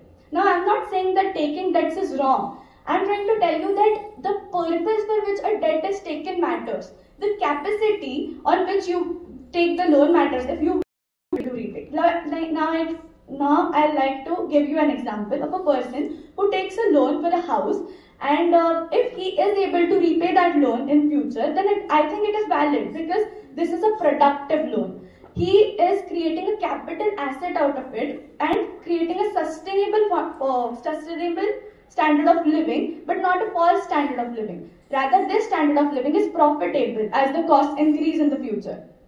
So I think that government also encourages the productive loans rather than unproductive loans. And I would like to tell you that even government has a limit to its investments, to its loans.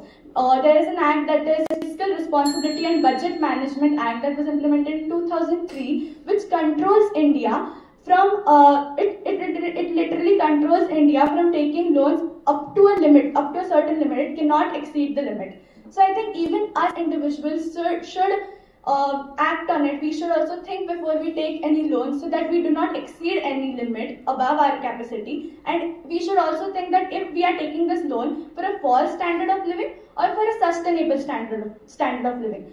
And we should think that if our debt is actually pushing India into a deeper section of debt-driven economy, or is it helping India to come to the coast of sustainable economy. So it is our choice, and taking debts is never wrong, but the choice for which you are taking debts, the purpose for which you are taking debts matters. And I think that if this is done by every individual, our India will really not become a debt-driven economy. Thank you. The contestant, 5 minutes 58 seconds. Next participant, code number 15. After that, code number 16. Be ready.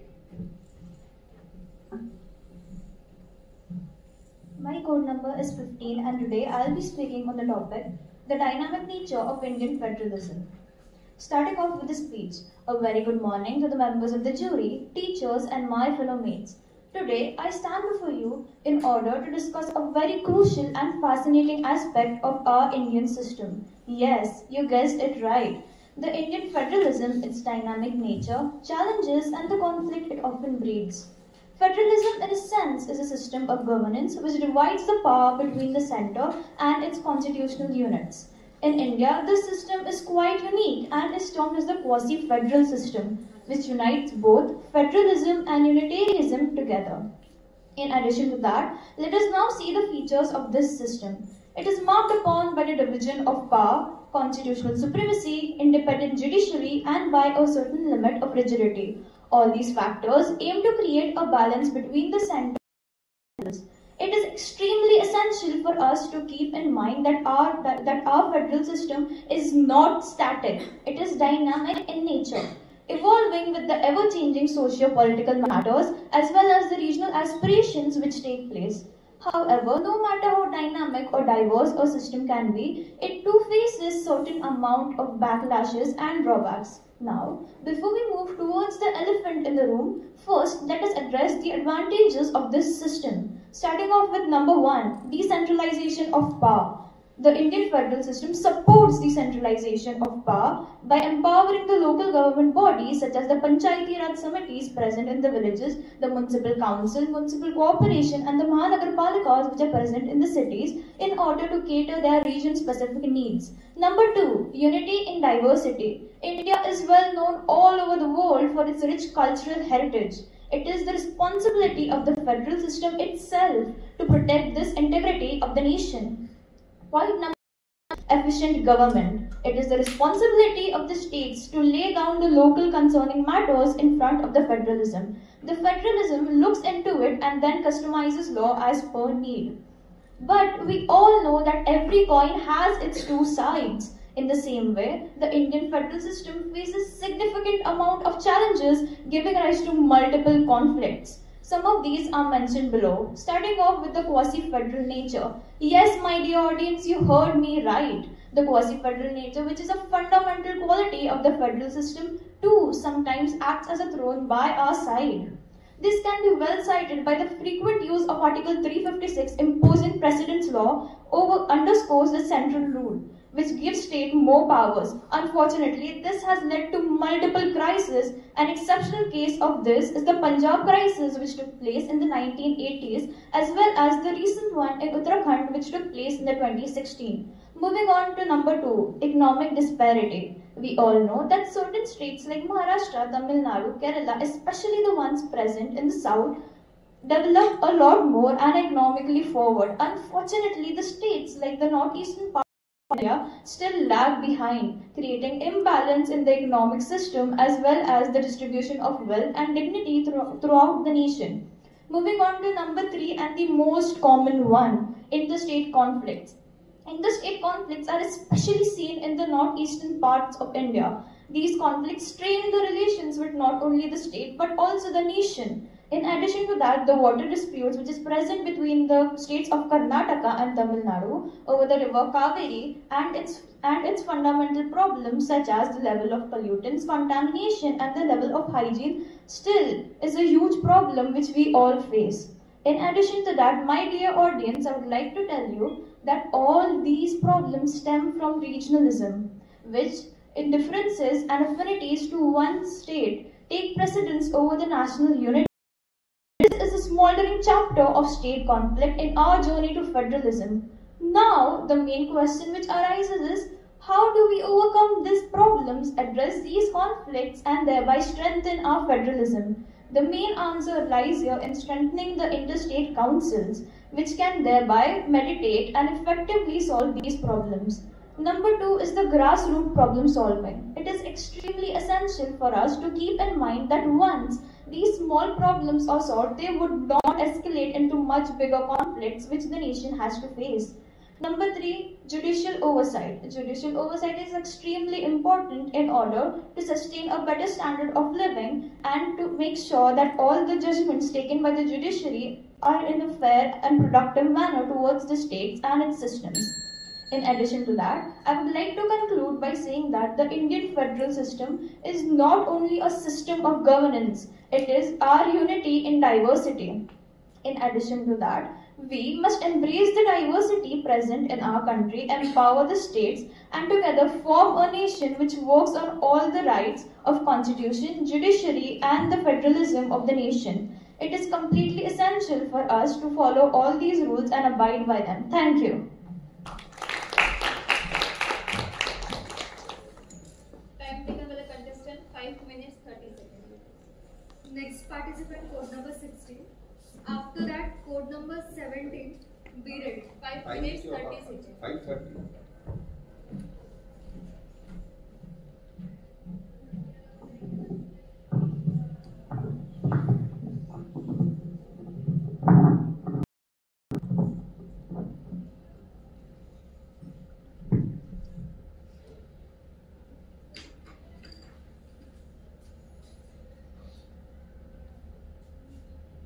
Good morning, everyone. I'm code number 16, and my topic is, to whom I abjured for some light, even that sun appeared a touch helpless.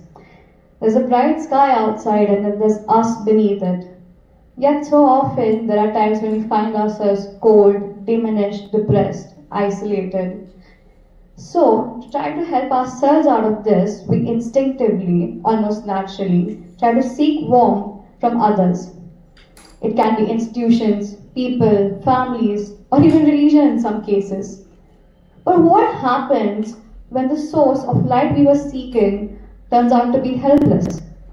But what happens when the warmth we were expecting from something turns its back on us? This is a theme I kind of explored in Dostoevsky's book White Nights.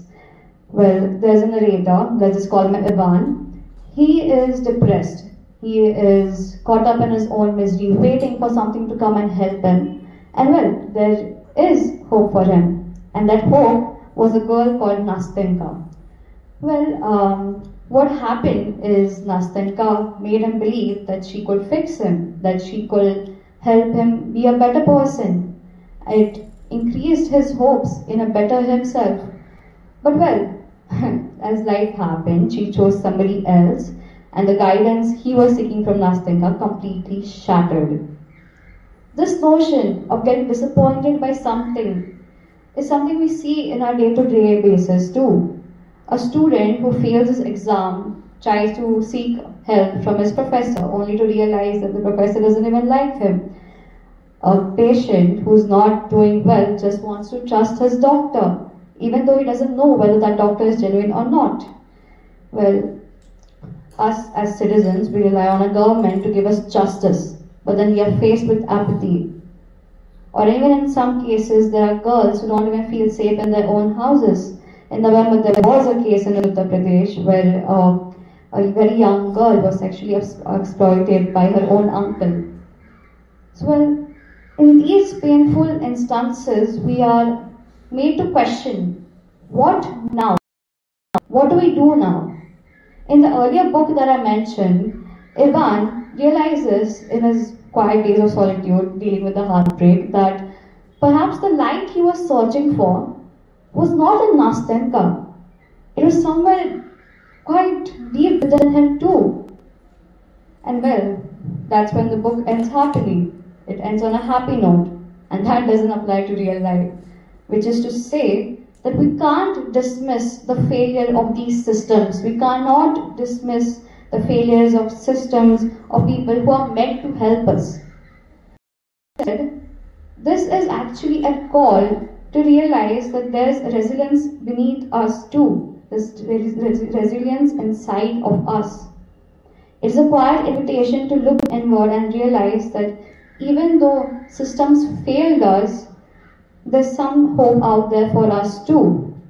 Which, well, on the way here, I was listening to a song called Anthem by Leonard Cohen, and it had the line, "There's a crack in everything, and that's where the light enters from."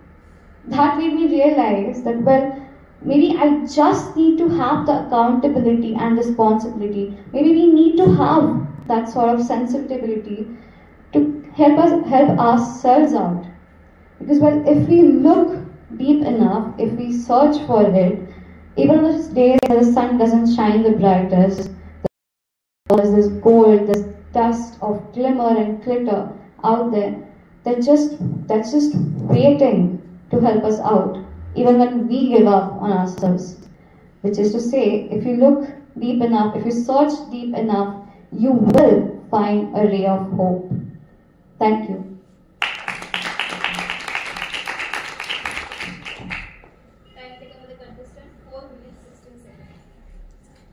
Next participant, code number 17.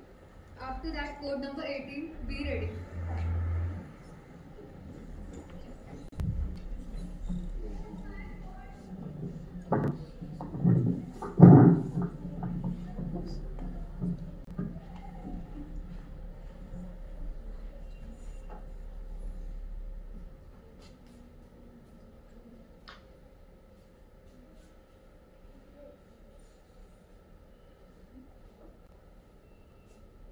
नमस्कार, माझा code क्रमांक 17.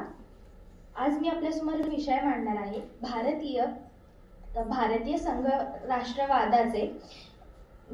संघराष्ट्रवादाचे बदलते स्वरूप, राज्यांच्या संघर्षाचा धुमसणारा अध्याय. भारताच्या संविधानात कलम 1 नुसार भारताचे वर्णन संघ किंवा राज्य असे केले आहे. जेव्हा भारतात ब्रिटिश सत्ता प्रस्थापित झाली तेव्हा ती मोठ्या प्रमाणात केंद्रीयकृत होती आणि ब्रिटिशांनी त्यांच्याकडे असलेल्या केंद्रीय अधिकारासह सत्ता राखण्याची खात्री केली.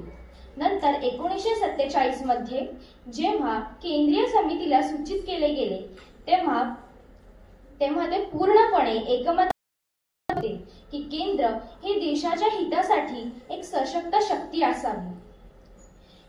केंद्रीय समितीच्या विविध आयोगांच्या आणि संस्थापक सदस्यांच्या मुख्य चिंतेचे कारण अहवालात असे स्पष्ट करण्यात आले की संघ किंवा भारत हा राष्ट्रीयत्वाचा मूळ पाया आहे.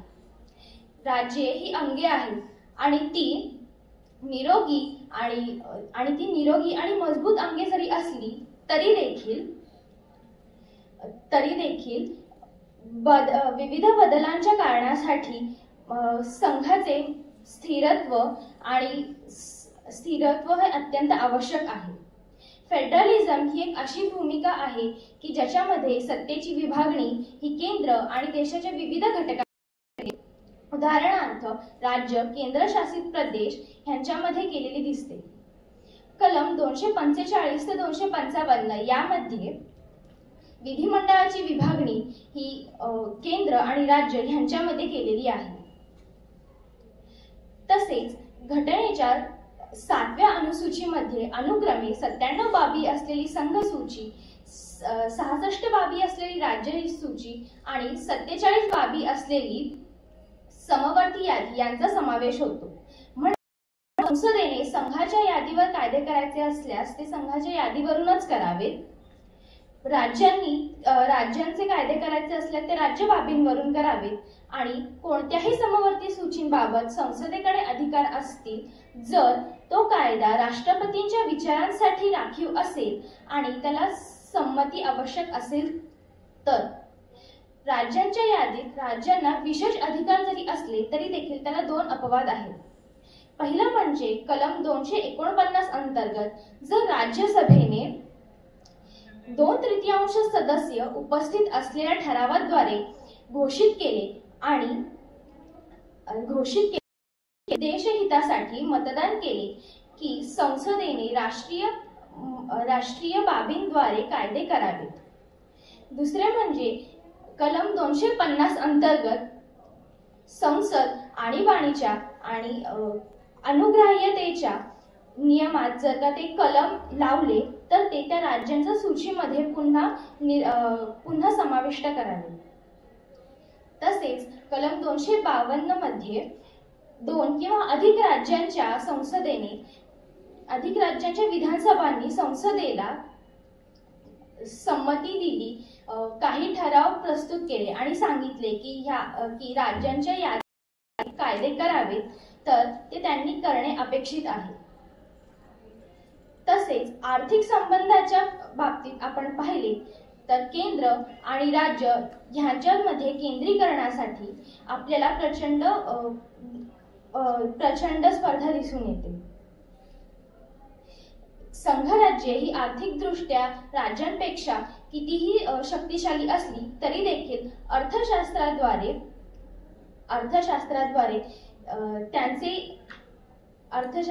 त्याचे नियोजन कसे करावे ह्याबाबत स्पष्टपणे ते पाहू शकत नाही.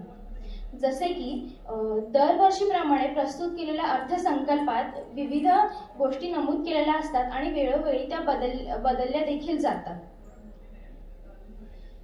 शेवटी आपण असे बरेच वेळा पाहतो की राज्य सरकार केंद्र सरकाराकडे जास्ती पैशांची मागणी करते.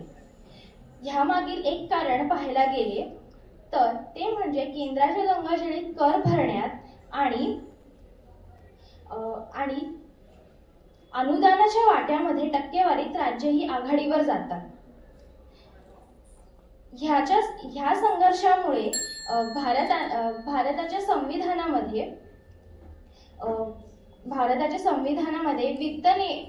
वित्त आयोजनाची नेमणूक केली गेली आहे, जे केंद्र आणि राज्य ह्यांच्यामधील कर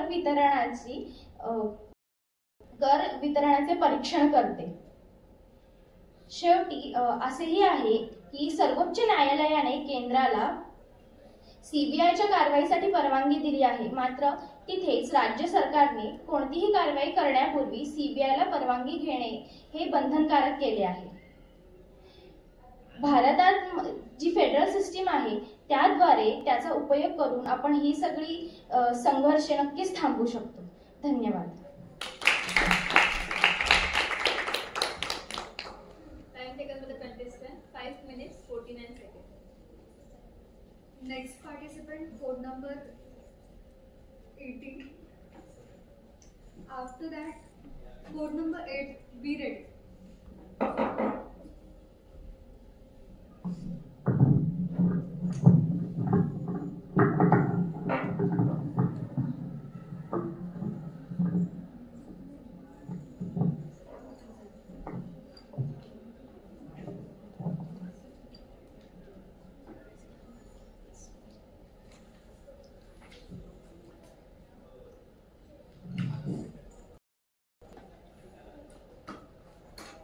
समाजामध्ये सत्य आणि न्याय हवी असणारी अनेक लोक असतात. ही तीच लोक आहेत जी स्वतःवर तर कधी अन्याय सहन करत नाहीत, पण जेव्हा दुसऱ्यांवर अन्याय होतो तेव्हा त्या विरोधात देखील दंड थोपटून तयार असतात. ही एक व्यक्ती नाही, ही एक प्रवृत्ती आहे, ही विकर्ण प्रवृत्ती आहे. महाभारतामध्ये ज्यावेळी द्रौपदीचं वस्त्रहरण होत होतं त्यावेळी भले भले भीष्म द्रोण सुद्धा मानाखाली घालून बसले होते, पण त्याच वेळी एक व्यक्ती मात्र उठून उभा होता, तो म्हणजे विकर्ण. आणि आज या लोकशाही रूपी द्रौपदीचं ज्यावेळी आमच्या देशामध्ये वस्त्रहरण होत आहे त्यावेळी या सर्वांना विरोध करण्यासाठी जेव्हा आम्ही विकर्ण म्हणून उभे राहतो तेव्हा आजच्या या व्यासपीठाला विषय मिळतो विकर्णाचा अश्रुत आवाज, समाजाच्या अन्यायाचं प्रतिबिंब. नमस्कार, मी चिन्मय संजय कदम, स्पर्धक कोड क्रमांक 18. आपण सर्वांसमोर विषय मांडत आहे विकर्णाचा अश्रुत आवाज, समाजातील अन्यायाचं प्रतिबिंब. खरं सांगायचं झालं तर काल 6 जानेवारी म्हणजे पत्रकार दिवस. आजच्या काळामध्ये पत्रकारांविषयी काही बोलणं म्हणजे फारच मोठी गोष्ट झाली, कारण पत्रकारिता म्हणजे कायमस्वरूपी विरोधी पक्ष. पण आता महाराष्ट्रातले तरी सर्व पत्रकार आजचीच आरती गाण्यामध्ये मग्न असताना दिसतात. तेव्हा या पत्रकारितेच्या क्षेत्रामध्ये काम करणारे निरंजन टकले असतील अथवा रवीश कुमार असतील यांच्यासारखी लोक आम्हाला विकर्ण म्हणून दिसायला लागतात. त्यांचा तो अश्रुत आवाज आमच्या कानांपर्यंत पोहोचायला लागतो आणि आम्हाला त्यामुळं समाजामध्ये घडणाऱ्या अन्यायाचं प्रतिबिंब दिसायला लागतं. आमचा देश हा एक कृषीप्रधान देश आहे असं म्हणतात. आमच्या या देशामध्ये ज्यांनी मागच्या 4 पिढ्यांमध्ये कधी तुळशीचं रोप लावलं नाही ते नेते शेतीविषयीची आकडेवारी सादर करतात की एवढी आयात झाली, एवढी निर्यात झाली, हे झालं ते झालं, पण हे सांगत नाही की गेल्या 11 महिन्यामध्ये 822 शेतकऱ्यांनी आत्महत्या केलेली आहेत. त्या 822 शेतकऱ्यांच्या घरातील महिलांनी जो आंबरडा फोडला, जो टाव फोडला ना, तो खरा विकर्णाचा अश्रुत आवाज आहे. तो या सरकारपर्यंत, तो या सत्तेपर्यंत जाऊ शकत नाही आणि त्यातून आम्हाला समाजातलं अन्यायाचं प्रतिबिंब दिसून येतं. आज आर्थिक क्षेत्रामध्ये विचार करायला गेला तर रघुराम राजन सारखी लोक ज्यांनी आधीपासून आपली अर्थव्यवस्था कुठल्या दिशेला जायला पाहिजे यासाठी सल्ले दिले, प्रसिद्धी दिली नाही, पण ते बोलत राहिले. त्यांचा आवाज हा तो विकर्णाचा अश्रुत आवाज आजच्या काळातला आहे जो कोणी ऐकला नाही. आणि आज त्याचे परिणाम आपण भोगत आहोत की रुपया आणि जीडीपी हे दोन्ही आज अत्यंत खालच्या लेवलला गेलेले आहेत. आज आम्ही जेव्हा राजकीय क्षेत्राविषयी बोलायला जातो त्यावेळी तिथं विकर्णच नाही तर विरोधी पक्षाचाच माईक बंद केला जातो, तर तिथं लोकशाहीवादी विकर्णांची काय कथा आली. पूर्वीच्या काळी तरी जरा संसदेत गोंधळ करावा लागे विरोधी पक्षांना गप करण्यासाठी किंवा विरोधी पक्ष करायची. आता थेट माईक बंदची सिस्टीम आलेली आहे. 26 जून 1975 जेव्हा आमच्या देशामध्ये आणीबाणी लागली त्यावेळी या पुण्यात गोरे यांनी आणीबाणीसाठी पहिल्यांदा राजीनामा दिला आणि आपला आवाज उठवला. हा विकर्णाचा अश्रुत आवाज आहे जो आम्ही ऐकला पाहिजे. आजच्या काळामध्ये सरकार कुणाचंही असो त्यांना लोकशाहीवादी लोक आवडत नाहीत, त्यांना हुकुमशाही आवडते. आणि लोकशाही मूल्यांचा गळा घोटणारे लोक जेव्हा असतात तेव्हा त्यांना विरोध करणारे विकर्ण जेव्हा आम्हाला दिसू लागतात, ते जेव्हा रस्त्यावर येतात, ते मग शाहीबागचं आंदोलन असो किंवा शेतकरी आंदोलन असो, ते जेव्हा जेव्हा आम्हाला रस्त्यावर येताना दिसायला लागतात तेव्हा तेव्हा आम्हाला विकर्णाचा तो अश्रुत आवाज ऐकू यायला लागतो आणि दिसू लागतं की त्या समाजामधलं अन्यायाचं प्रतिबिंब. आज जेव्हा आपण काम करताना बघतो की आज या पुण्यासारख्या शहरामध्ये एकेकाळी SM जोशी नावाचे नेते होते की जेव्हा दंगल झाली तर ते एकटे अख्ख्या पुण्याला फिरायचे आणि एकटे दंगल शांत करायचे.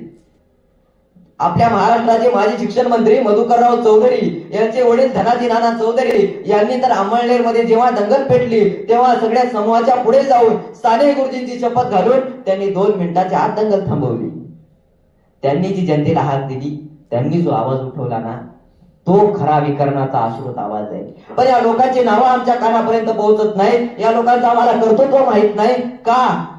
कारण ते आमच्यापर्यंत पोहोचूच दिलेलं नाही आणि ते पोहोचू नये याची काळजी या देशातल्या कौरवांनी सुद्धा घेतली आणि या देशातल्या पांडवांनी सुद्धा घेतली. आणि म्हणून विकर्णाचा आवाज हा कायमच अश्रुत राहिलेला आहे, तो कुणी ऐकण्याची काळजी घेतलेली नाही. आज सामाजिक क्षेत्राचं आजचं जर वास्तव पाहायला गेलं तर आज सरदार सरोवराची जेव्हा गोष्ट केली जाते तेव्हा आम्हाला दिसून येतं की आज सुद्धा मेधा पाटकर आणि तिथले निर्वासित लढत आहेत. त्या निर्वासितांच्या डोळ्यामध्ये आम्हाला समाजातलं अन्यायाचं प्रतिबिंब दिसून येतं आणि त्यांचा आवाज आमच्या कानापर्यंत पोहोचतो. तो खरा विकर्णाचा अश्रुत आवाज आहे. खरं सांगायचं झालं तर विकर्ण ही एक प्रवृत्ती आहे जी समाजामध्ये जेव्हा जेव्हा अन्याय घडतो तेव्हा तेव्हा ती बोलायला लागते. दुर्योधनाने जेव्हा द्रौपदीचं वस्त्रहरण केलं तेव्हा विकर्ण बोलला. त्यावेळी दुर्योधनानं त्याचा आवाज ऐकून न ऐकल्यासारखा केला, पूर्ण दुर्लक्ष केलं. पण आज आमच्या देशामध्ये लोकशाही आहे. आज आमचा विकर्ण जेव्हा बोलतो तेव्हा आमच्या देशामध्ये सरकारची इच्छा असो नसो पण त्यांना ती ऐकावंच लागतं. आणि म्हणून मला वाटतं तर हे सर्व विकर्ण एक झाले तर नक्कीच आमचा देश पुढे जाऊ शकतो. आणि शेवटी जाता जाता मला एवढं सांगावंसं वाटतं की माणसाला भाकरी इतकीच गरज असते सामाजिक न्यायाची. माणसाला भाकरी इतकीच गरज असते सामाजिक न्यायाची. आणि जर त्याला समाजामध्ये न्याय मिळत नसेल तर तो महायुद्ध सुद्धा घडवून आणतो. तर जगाचा इतिहासही बदलू शकतो आणि जगाचा भूगोलही बदलू शकतो. आणि आताच मला वाटलं असं की महाभारतामध्ये दोन इंटरेस्टिंग पात्र आहेत, एक कर्ण आणि दुसरा विकर्ण. तर माझं महाभारताचं अनालिसिस एवढंच आहे की कर्णासारखे अंधभक्त होण्यापेक्षा विकर्णासारखे देशभक्त व्हा. धन्यवाद.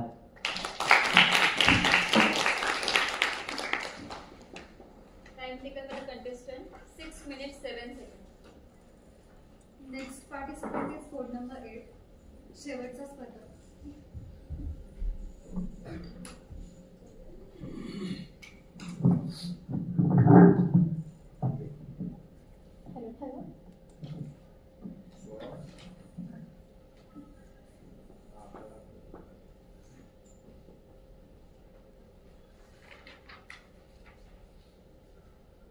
आंब्याच्या झाडाला शेवग्याच्या शेंगा, टांगटिंग टिंगाक टांगटिंग टिंगाक टू.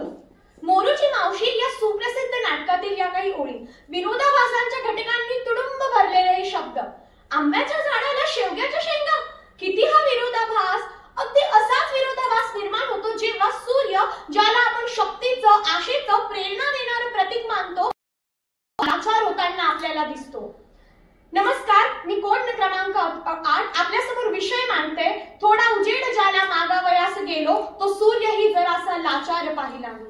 विषय वाचला आणि मनात प्रश्न पडला की हा सूर्य नेमका आहे तरी कोण? तो विद्यार्थी जो शिक्षणाच्या ओझ्याखाली दबतो, ती महिला जिला स्वतःच्या रक्षणासाठी आत्महत्या करावी लागते, तो शेतकरी जो कर्जात बुडतो, की तो शिक्षक जो विद्यार्थ्यांना शिकवतो पण स्वतःचं मूल्य मात्र हरवतो, तो सैनिक जो त्या सीमेवर लढतो पण त्याचं बलिदान, त्यांची शौर्य गाथा आपण सर्व 2 दिवसात विसरतो, की ते आई वडील जे घरासाठी समर्पित होतात पण त्यांची स्वप्न मात्र ते मागे टाकतात. आपल्या या भारताच्या संविधानाने स्त्रियांना राजकीय नेतृत्व, सबलीकरण, सशक्तीकरण मिळवून देण्यासाठी 33% आरक्षणाचा कायदा केलेला आपल्याला दिसून येतो. पण त्याच वेळी या आरक्षणाचा फायदा घेत जेव्हा या स्त्रीचा वापर करून तिचा पती कार्यकारी प्रमुखाचं काम करतो, गांधारी प्रमुखाचं कार्य देतो, तेव्हा तिच्या हतबल झालेला सूर्य मला बघायला मिळतो. आणि तेव्हा हा संविधानही तिला म्हणायला लागतो की माफ कर बाई, पण मी तुझ्यात तो पुरुष शोधत नाही. आणि तेव्हा मलाही तिला म्हणावं असं वाटेल की माफ कर बाई, पण मी तुझ्यात तो संघर्षकारी सूर्य शोधत नाही.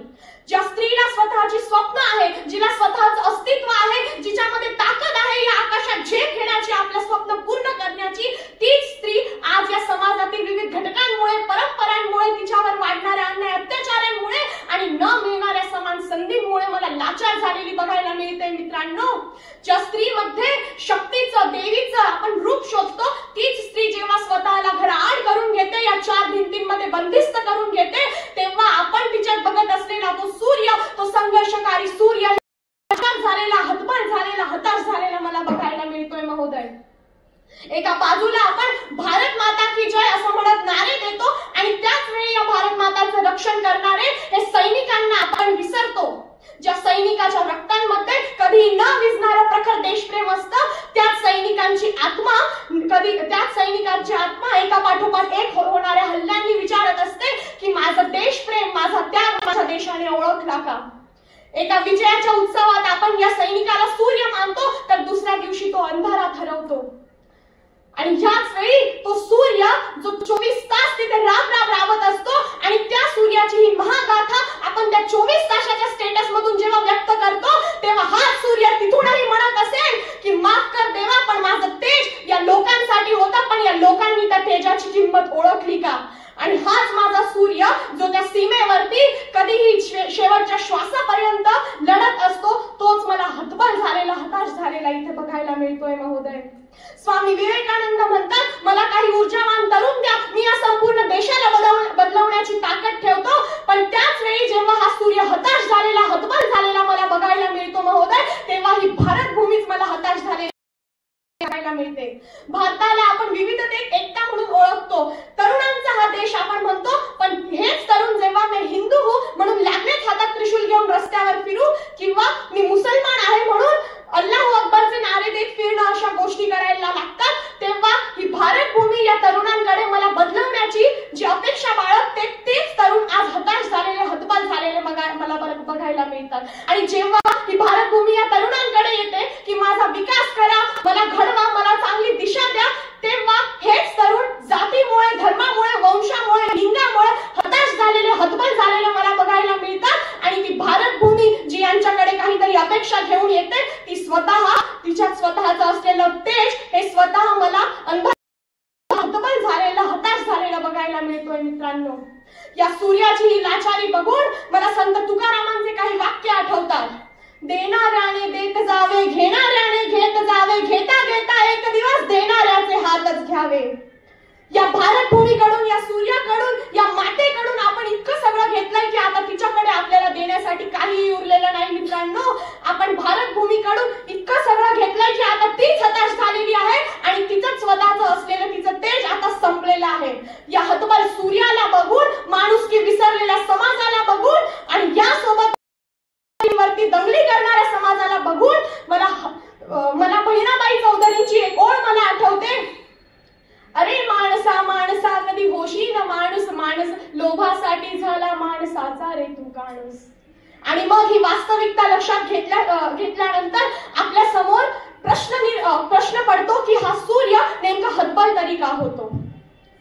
जेव्हा शिक्षणामध्ये मार्कांचे शिक्के आणि डिग्र्यांच्या कागदपत्रांपुरताच आपली शिक्षण व्यवस्था आपल्याला सीमित झालेली दिसते, ज्यावेळी आपण बघतो की मूल्य शिक्षण, व्यावहारिक ज्ञान आणि वेगवेगळ्या गोष्टींचे कौशल्य, आपली भारत व्यवस्था फक्त, आपल्या भारतातील शिक्षण व्यवस्था फक्त कागदपत्रांपुरताच सीमित झालेली, डिग्र्यांच्या कागदपत्रांपुरताच जेव्हा सीमित झालेली आपण बघतो, तेव्हा हा सूर्य मला लाचार झालेला दिसतो मित्रांनो.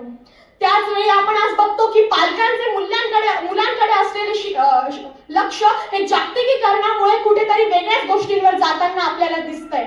एका बाजूला आपण बघतो की मोठे मोठे तरुण आपल्यामध्ये घडतायत, आपला देश प्रगतीच्या पथावर जातोय, पण त्याच ठिकाणी आपल्याला बघायला मिळतं मित्रांनो की मोठमोठ्या पार्ट्या करणे, लेट नाईट पार्ट्या करणे, लेट नाईट पार्टीमध्ये आपली तरुण पिढी ही पांगत आहे. 31 डिसेंबरच्या रात्री जेव्हा तरुणांना, तरुण युवत्यांना जेव्हा आपल्याला ORS देण्याची गरज भासायला लागते, तेव्हा कुठेतरी वाटतं की हा सूर्य ज्याच्यात हा देश बदलवण्याची शक्ती आहे तो कुठेतरी लाचार झालेला आहे.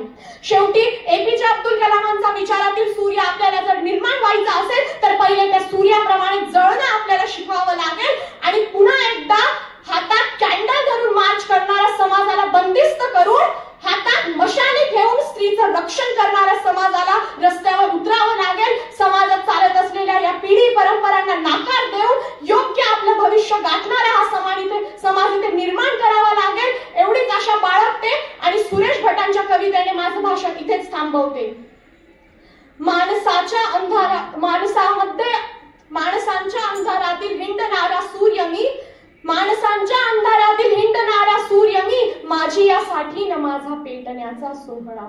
धन्यवाद. Time taken by the contestants 7 minutes 14 seconds.